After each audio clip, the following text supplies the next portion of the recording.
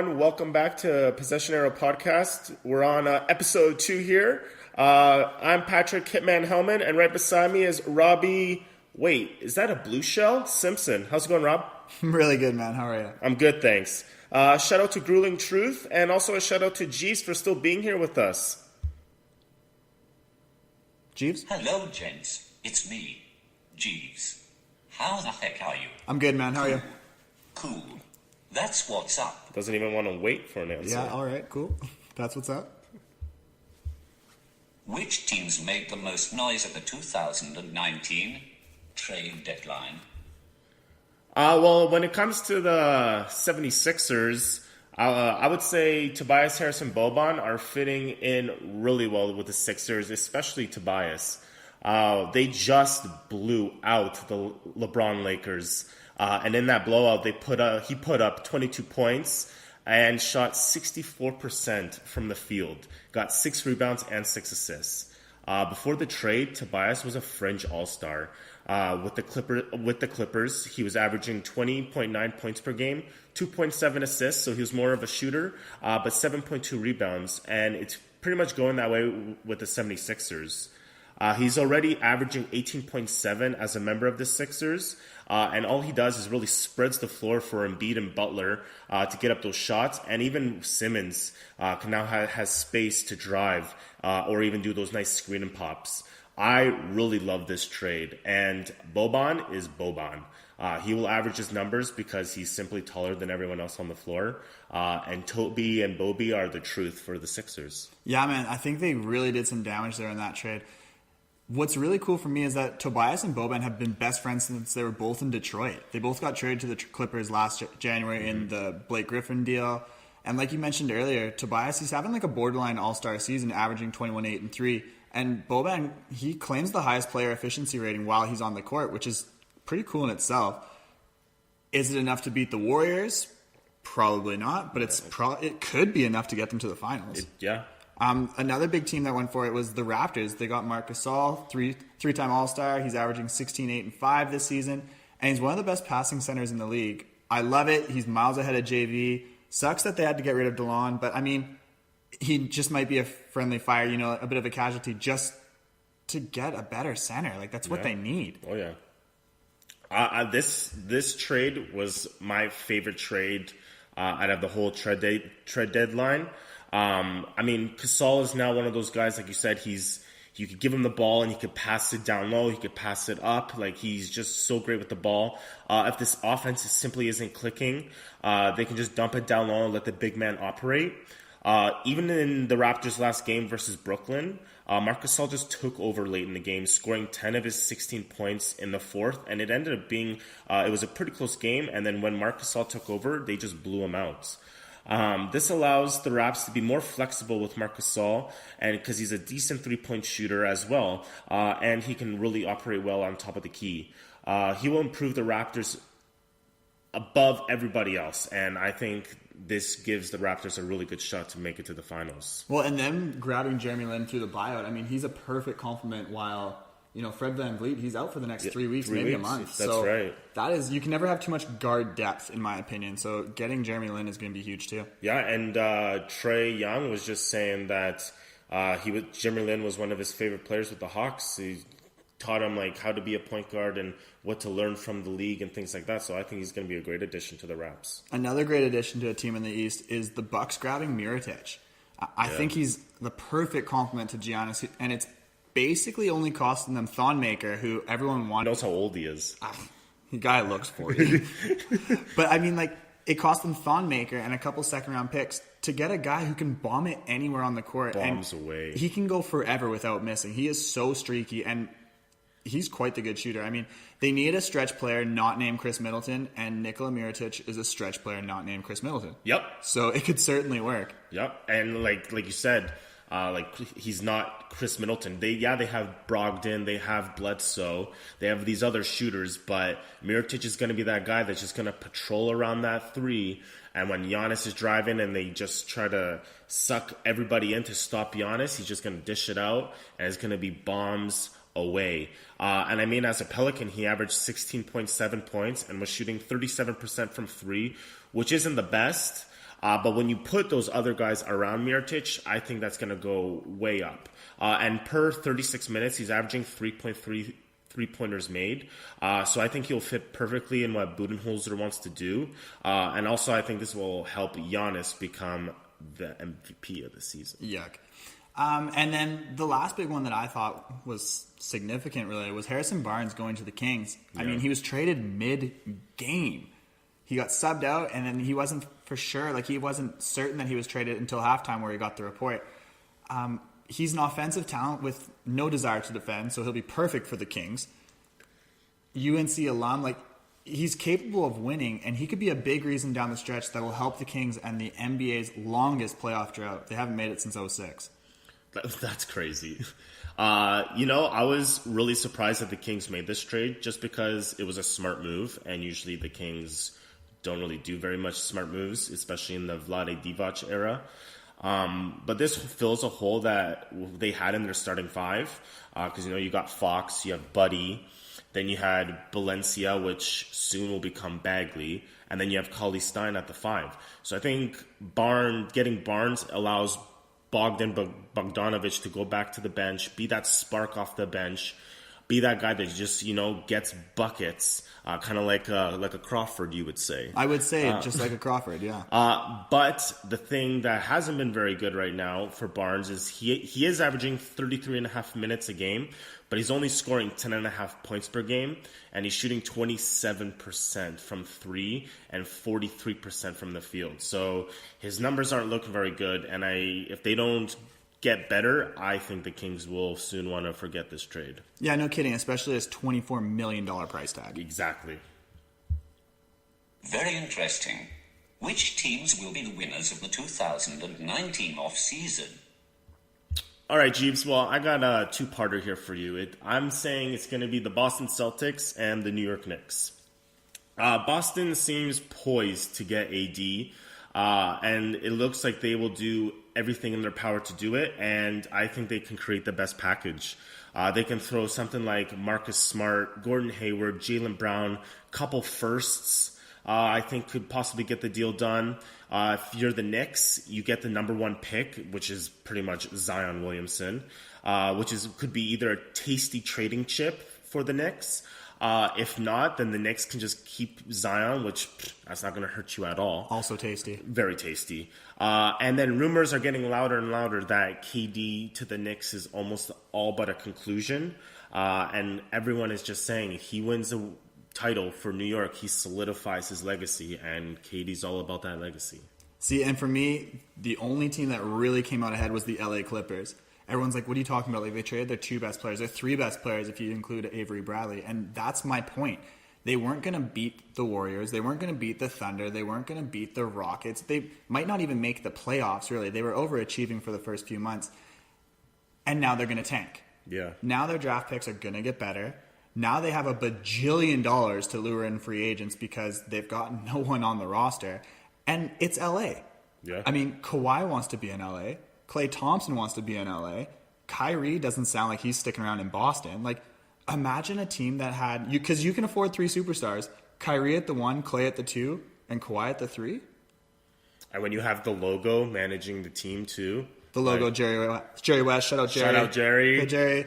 Yeah, I mean, that's why people don't mind coming to the Clippers anymore is because of Jerry. So yeah, I like that. I could see that. What about our friend Anthony Davis? Were the Pelicans wise to hold on to him? I think the Pelicans were stubborn and just dumb. They should have sold AD to the Lakers for that mega haul. They're not going to see something like that in return. I know you think Boston's going to go after him and be aggressive, but I think the only way that they decide to be super aggressive about him is if Kyrie doesn't resign. And AD is not going to want to resign if Kyrie's not there. So they won't see a deal as good as the Lakers offered. The Celtics can join the hunt, but the Knicks are definitely out of the picture now that they've moved Porzingis. I think they were dumb. Well, I understand in what you're saying, but I also don't think... I think it was smart to hold off to see what else people can offer. Because, yeah, you could have gotten Lonzo and Kuzma and Ingram, but without LeBron, those Rondo, those Lakers are winning 35 games. That's what they won last season without LeBron. So yeah, they're good pieces, but they're not franchise changing pieces really. AD will definitely be gone in the offseason. It's kind of weird that the Pelicans are playing him right now after he said he wanted to be gone. But AD probably will get traded someplace that's not LA, play there for a season, and then the drama of where he will go will continue. It was Paul George, now it's Kawhi, next year is going to be AD. Huh. Mr. Triple Double. I mean, Russell Westbrook. 10 games is a lot. Thoughts? Jeeves, you're right. 10 games is a lot. This is probably the most impressive thing in the NBA right now. When Russell Westbrook averages a triple-double in these last 3 seasons, which is just crazy to even say, but the Thunder are 72-20. Wow. That's just crazy. And he's the only one in the league right now that's averaging triple-doubles, let alone he's doing it for 3 seasons in a row.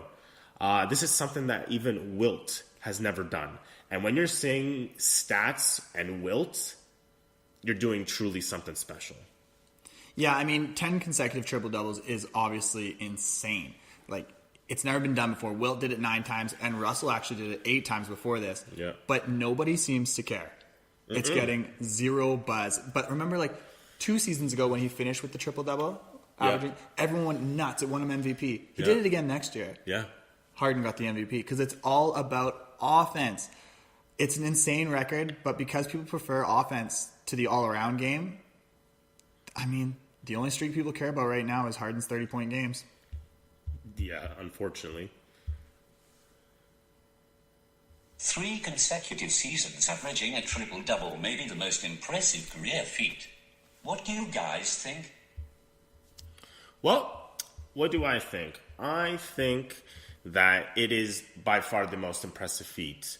I don't know another stat line you could say that beats that. Maybe Wilt averaging 50 and 20 or whatever it was. That's a pretty impressive year.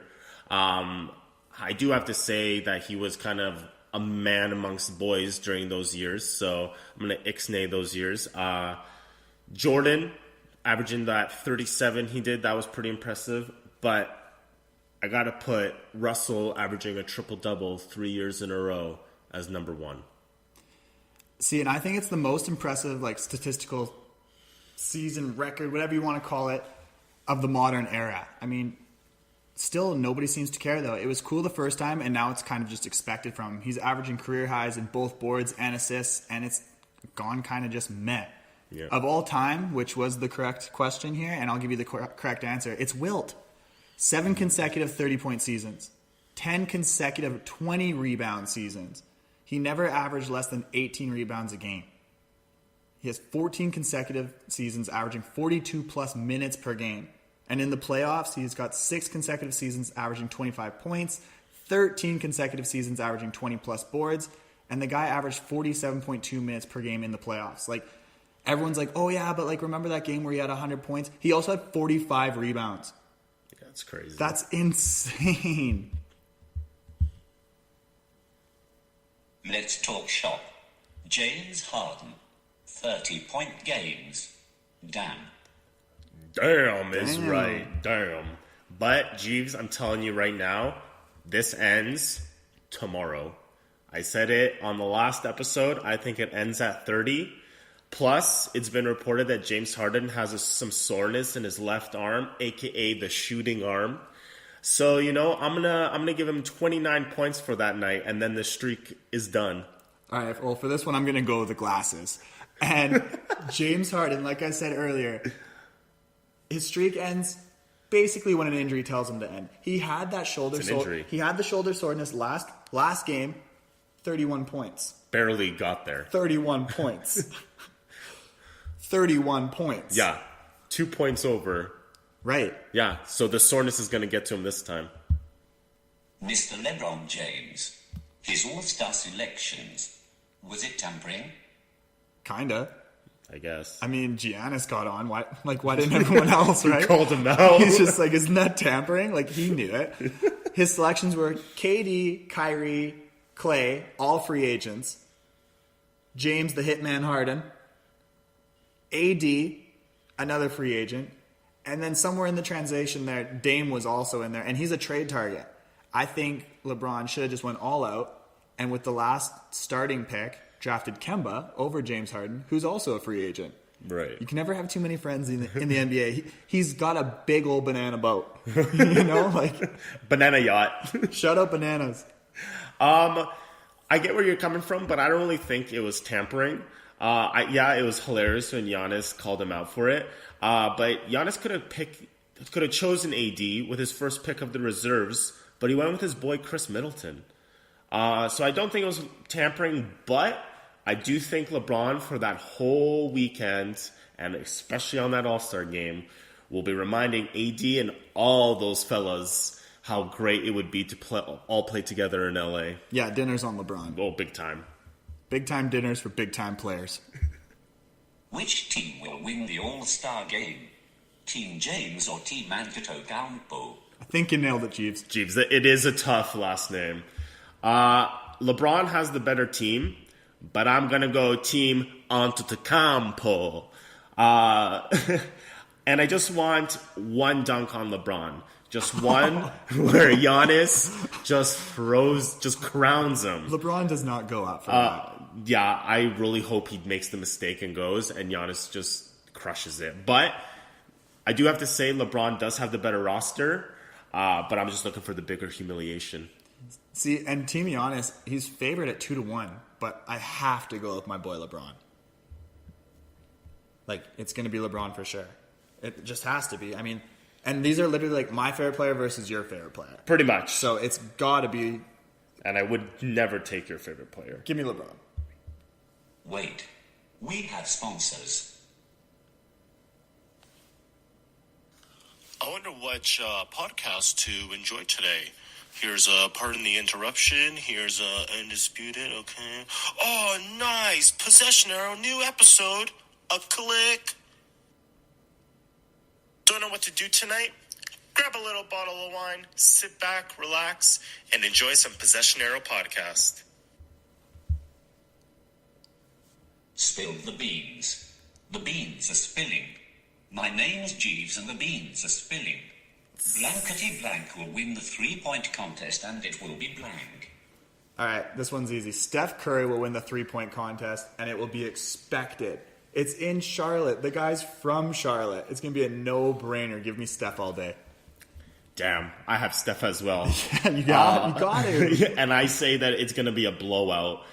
Steph was the unanimous MVP back in, 15-16, I believe. And fake news. He was hitting threes at a 45% clip. And that season, he hit 400 of them. He ended up hitting 5.1 threes for every 11.2 attempts. This season, he's hitting threes at 45% again, and he's hitting them 5.1 out of 11.4 attempts. So Curry's my winner.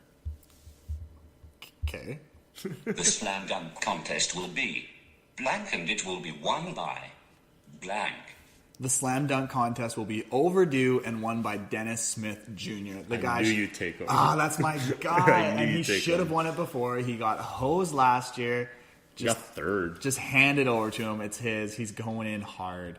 I say that the dunk contest will be all right, and it's going to be won by Miles Bridges. Okay. I wanted to take your boy Dennis Smith, but I didn't want to do that to you, so I went with Bridges. He just has so much power and ferocity in his dunks, so he's going to be like Zion Light. You're fully torqued right now. The two finalists in the skills competition will be blank and blank. The two finalists are going to be De'Aaron Fox and Luka Doncic. It's going to be De'Aaron Fox because the guy is freaking lightning. He is so fast. And Luka's going to be doing this with a chip on his shoulder. He was snubbed at the All-Star. He's going to go make sure that he leaves with something. He's going to win this for sure. Man, stop looking on my paper. I have Luka and De'Aaron Fox as well. Oh, I bet. Luka is a basketball god. Fox is like Usain Bolt out there. It's going to come down to these two, and finally a big man won't win. The stat I have been most impressed with this season is blank. This stat has got to be Nikola Jokic with 422 assists.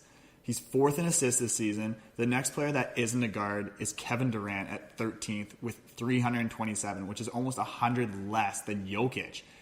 And the next center is Marc Gasol with 251. I mean, a center is fourth in the league in assists. That's crazy. The stat I've been most surprised with would be Russell Westbrook's triple-doubles. I mean, before Oscar Robertson, no one averaged a triple-double. After him, no one averaged a triple-double. And I know with today's rules, some people say, oh, they're empty stats. But if they were so empty, why isn't everyone averaging numbers like that? Why doesn't LeBron have a triple-double? Why doesn't Ben Simmons average a triple-double? Why don't many of these stars average triple-doubles? I can only speak on behalf of LeBron, and it's because LeBron has trophies. Trophies? Trophies. Now a word from some of our marvelous sponsors. This Valentine's Day, make sure the flowers are fresh, the candles are lit, the mood is set, and the podcast is on. Listen to the sweet, sweet voices of Robbie, Pat, and Jeeves. The Possession Arrow Podcast. Possession Arrow Podcast. When you're here, your family.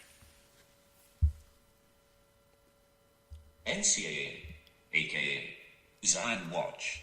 You feel me? I feel you, Jeeves. So NCAA last week, I mean, basically the top five went untouched. It went Tennessee, Duke, Gonzaga, Virginia, and Kentucky. Now, all five teams played twice, and Virginia was the only one to take a loss. They actually lost to Duke.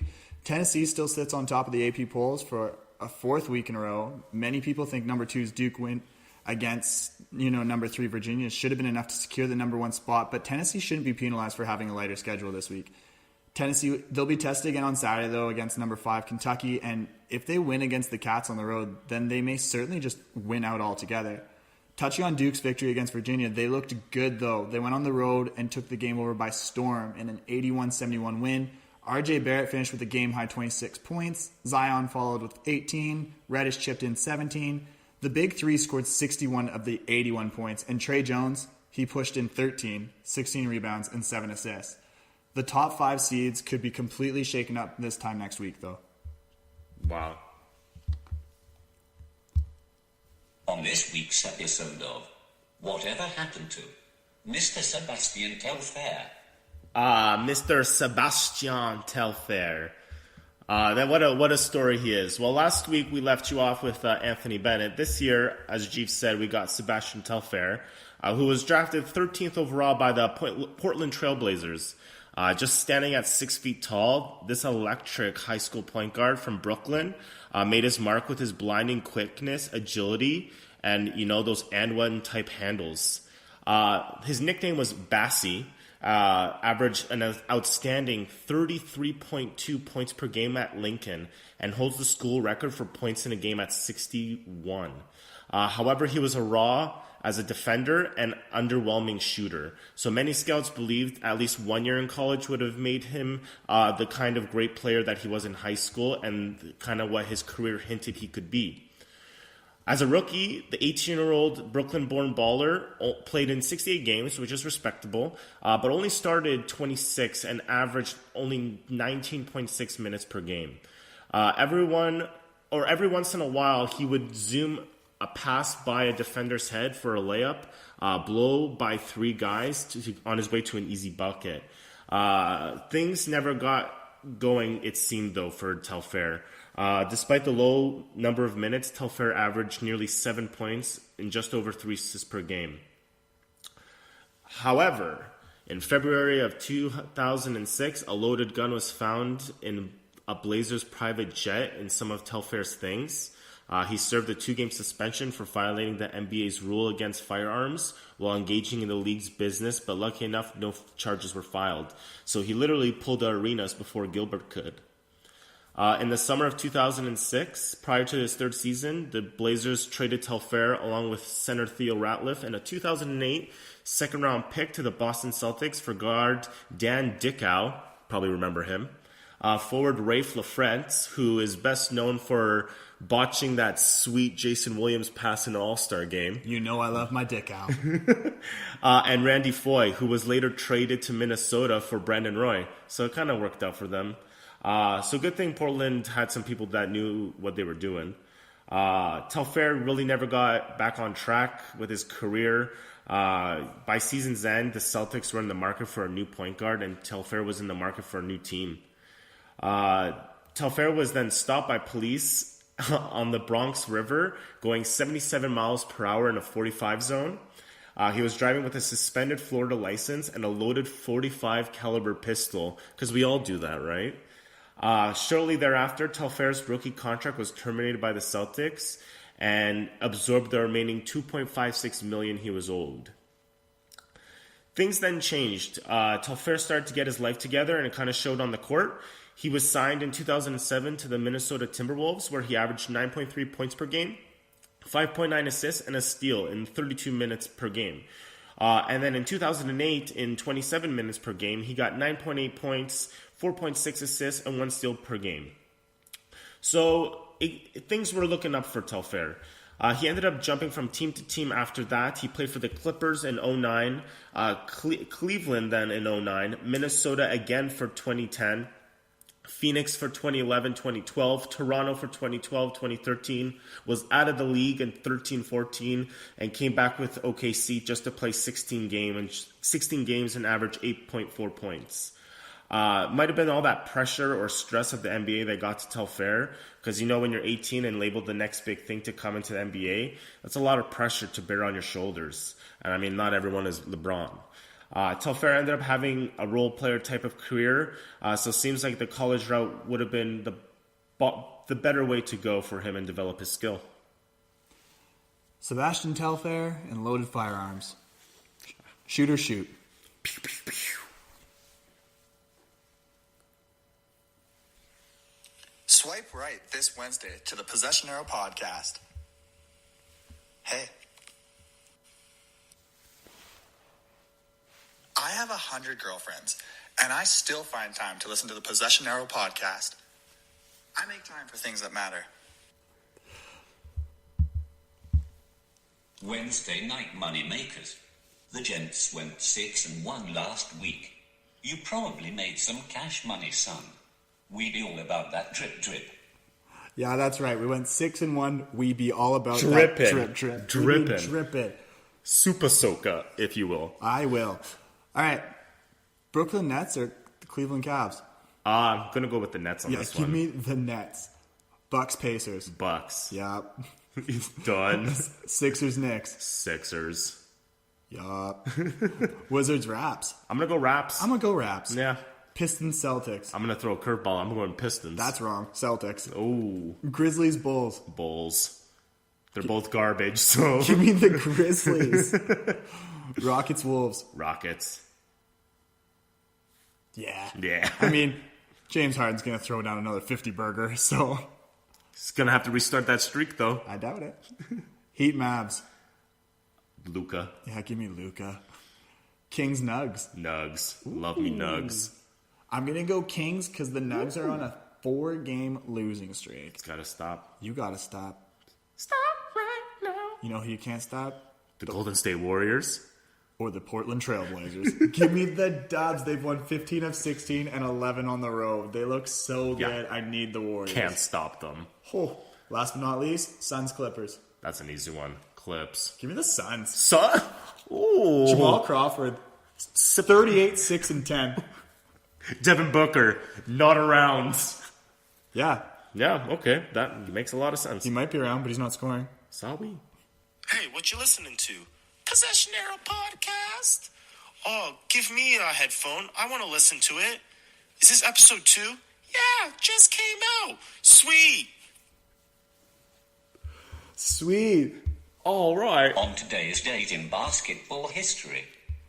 Okay, so a couple cool things. One, 1985, Isaiah Thomas. No, not the cute little guy that plays for the Nuggets. Not the Nug on the Nuggets. No, not that guy who hasn't played a single minute of basketball this season. His hip's still gone. Hey, His hips don't lie. Isaiah Thomas, the Orig. He dished out 25 assists in a 124-119 Pistons win over the Mavericks. Honestly, heard that's good. super good. I really forgot that teams scored 124 points in 1985. Yeah, there was that one game where it was like the Nuggets and someone else, and it was like a 161-158 game. I thought that was just in All-Star games. Nope. There used to be a lot of no defense also elsewhere. A lot of no defense indeed.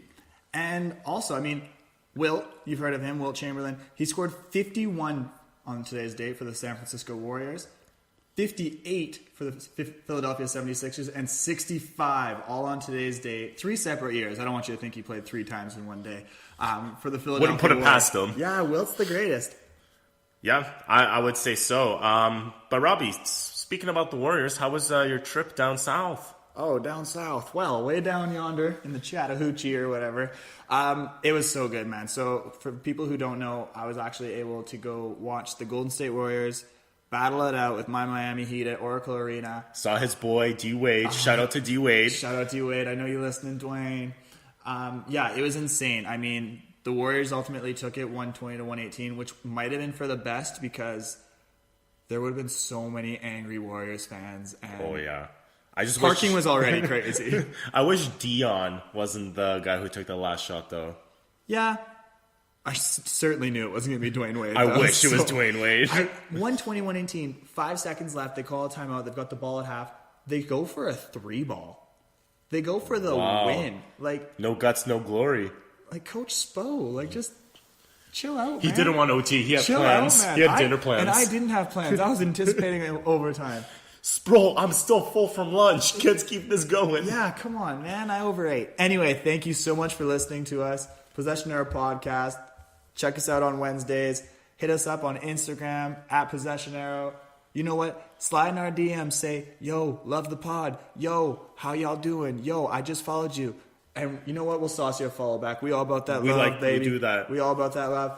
And yeah, aside from that, I mean, see ya. Bye. I'm Jeeves and I'm out of